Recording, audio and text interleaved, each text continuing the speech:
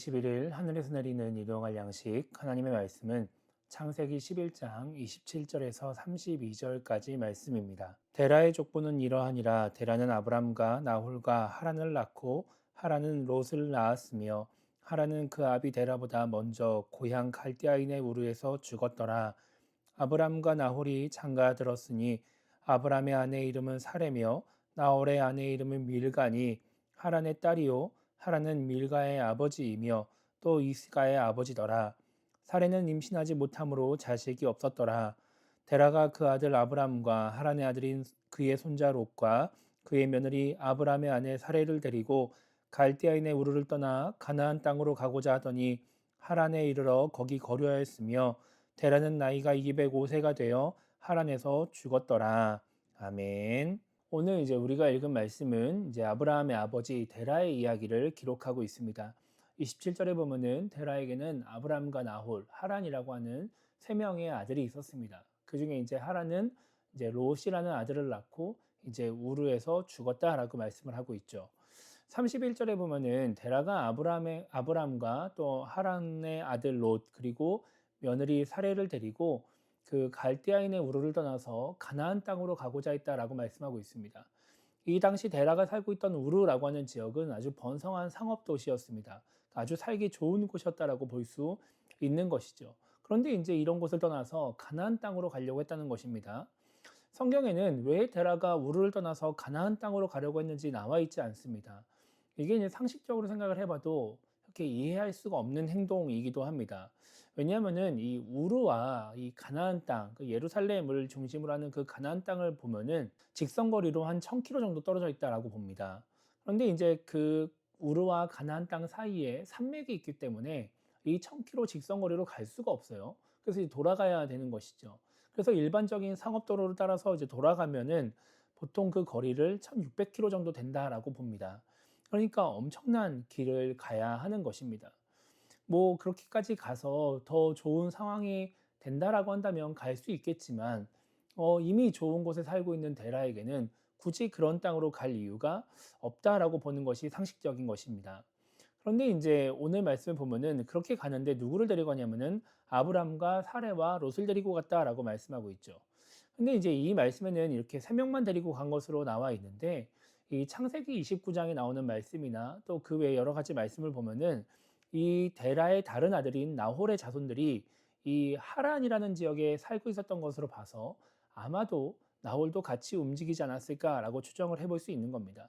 그러면 이제 만약에 그렇게 했다라고 한다면은 이제 데라의 온 가족이 모두 짐을 싸서 함께 이사를 하는 것이죠.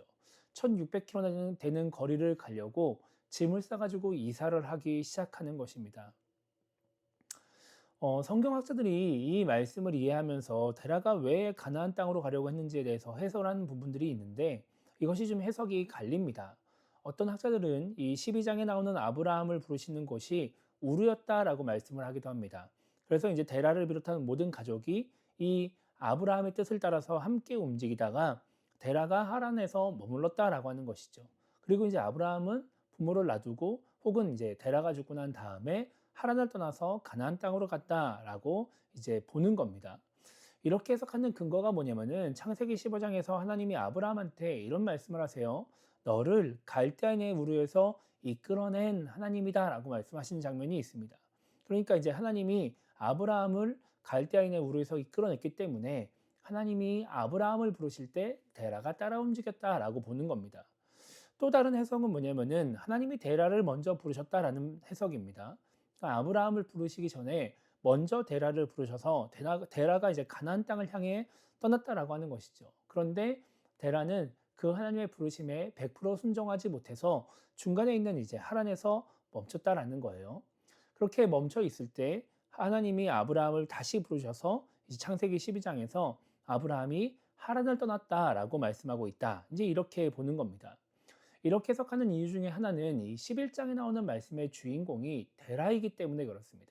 그러니까 원래 하나님이 아브라함을 부르려고 했다면 이제 아브라함에 대해서 아브라함이 주인공이 돼서 이야기가 나와야 되는데 이 데라가 주인공이 되어서 데라가 가나안 땅으로 가려고 했다라고 말씀이 나오다 보니까 이렇게 해석을 하는 것이죠. 뭐 이런 해석이나 저런 해석이나 우리가 이제 명확하게 그 이유를 알 수 없기 때문에 이제 참고를 해볼 수 있는데, 그렇기 때문에 이제 오늘 말씀에서 우리가 생각해 봐야 할 것은 결국 데라는 자신이 목표로 했던 가나안 땅에 가지 않았다라고 하는 겁니다. 데란 31절에 보면은 데라가 하란에 이르러 거기 거류하였다라고 말씀하고 있죠. 하란은 이 데라의 고향인 우르와 같이 이제 무역으로 발달한 상업 도시였습니다. 이미 이제 우르에서 하란까지 한 1000km 정도 된다라고 보는데, 이미 이 1000km나 되는 길을 이제 걸어오면서 혹은 뭐 여러 가지 여정으로 이제 오면서 이미 지쳐 있었던 데라에게 이제 고향이 생각나게 만드는 도시가 바로 하란이었을지 모른다라는 것이죠. 가나안 땅에는 없는 대도시였기 때문에 이제 마지막으로 그 여정 속에서 머물 만한, 이제 장착할 만한, 살 만한 곳이 바로 하란이었을지도 모릅니다. 어떤 이유에서든지 상관없이 결과적으로 데라는 그 목표했던 가나안 땅에 가지 못하고 하란에 거류하였습니다. 스스로 멈췄다라는 것이죠. 만약에 이제 앞서 이 데라가 우르를 떠났던 이유들에 대한 이 성경적인 해석, 성경학자들의 해석을 이제 생각해 보면, 만약에 하나님이 데라를 먼저 부르셔서 데라가 우르를 떠난 것이었다면, 그래서 데라가 하나님이 원하시는 대로 가나안 땅에 들어갔다라고 한다면, 우리는 아브라함보다 데라를 먼저 기억하고 있을지도 모릅니다. 아브라함의 하나님, 이삭의 하나님, 야곱의 하나님이 아니라 데라의 하나님, 아브라함의 하나님, 이삭의 하나님이라고 말을 할 수도 있다는 것이죠. 또 만약에 또 다른 해석을 따라서 이제 아브라함을 하나님이 부르셨고 이제 그 길에 데라가 따라왔다 한다 하더라도, 데라가 이제 아브라함과 함께 가나안 땅에 들어갔다면, 하란에서 멈추지 않았다면, 아마 우리는 최소한 지금보다도 데라를 더 많이 기억하고 있을 것입니다. 우리 교회를 살펴보면, 또 제가 전하는 말씀을 살펴보면 이제 하나님의 말씀에 순종하자, 뭐 하나님의 뜻을 이루자, 이런 이야기들을 정말 많이 합니다. 그런 말씀이, 하나님의 뜻이, 때로는 하나님 말씀이 이제 우리에게 부담이 될 때가 많이 있습니다. 그런데 그것은 다르게 생각해 보면 하나님이 주신 기회이기도 한 것이죠. 하나님께 쓰임 받을 수 있는 기회, 하나님의 뜻을 이룰 수 있는 기회, 하나님께 기억될 수 있는 기회가 우리에게 주어져 있다라는 것입니다.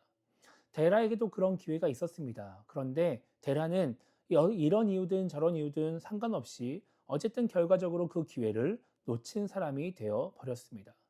만약 하나님이 지금 우리 앞에 이러한 기회를 갖다 놓으셨다라고 한다면, 그러면 어떨 것 같으세요? 어떻게 할까요? 당연히 잡아야 되지 않을까요? 우리는 그 기회를 잡으려고 애를 쓰지 않을까요?